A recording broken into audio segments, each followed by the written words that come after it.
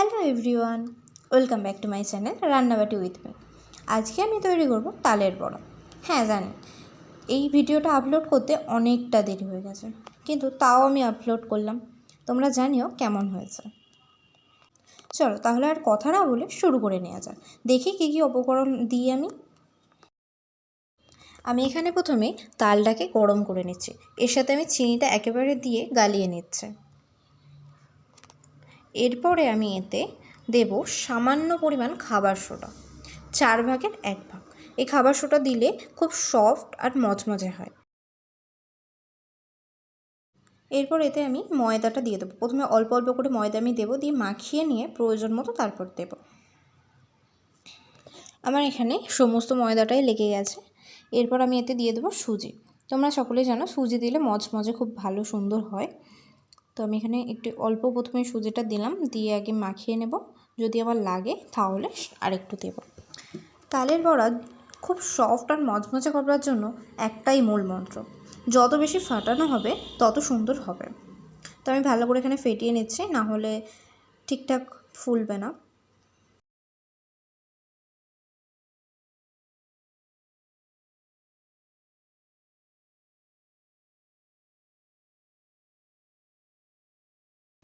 তো আরেকটু সামান্য পরিমাণ সুজি আমি দিয়ে দিলাম এতে, কারণ সুজিটা একটু কম হয়েছিল।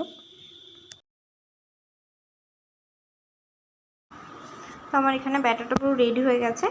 আমি এটা একটা সাইডে রেখে কড়াইয়ে তেল বসিয়ে তেলটা গরম করবো। সাদা তেল নেব এখানে। তেলটা গরম হয়ে আসলে এবার আমি তালের বড়াগুলো আস্তে আস্তে কড়াই ছাড়তে থাকবো।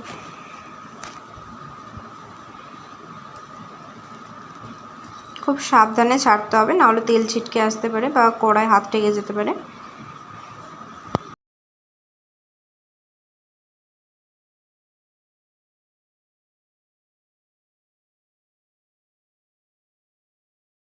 এবার নাড়তে থাকতে হবে, নাহলেই কিন্তু লাল হয়ে যাবে। যেহেতু খাবার সোডা দিয়েছি, এবার তোমরাই দেখো এর রেজাল্ট। একটু একটু করে দেওয়ার সত্ত্বেও কত ফুলে বড় হয়ে গেল। লাল লাল করে ভাজা হয়ে গেছে, এবার আমি তুলে নেব। বেশি ভাজবো না কড়া করে, তাহলে একটু শক্ত হয়ে যাবে আর টেস্টটাও সেরকম থাকবে না।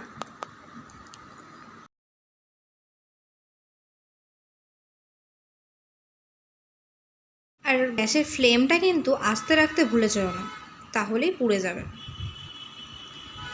তবে একদম আস্তে রাখার দরকার নেই, মিডিয়াম রাখলেই হবে।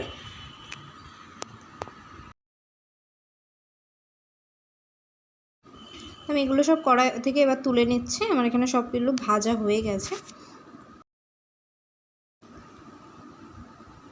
কেমন হয়েছে তোমরাই জানিও। Thanks for watching. Like, comment and share.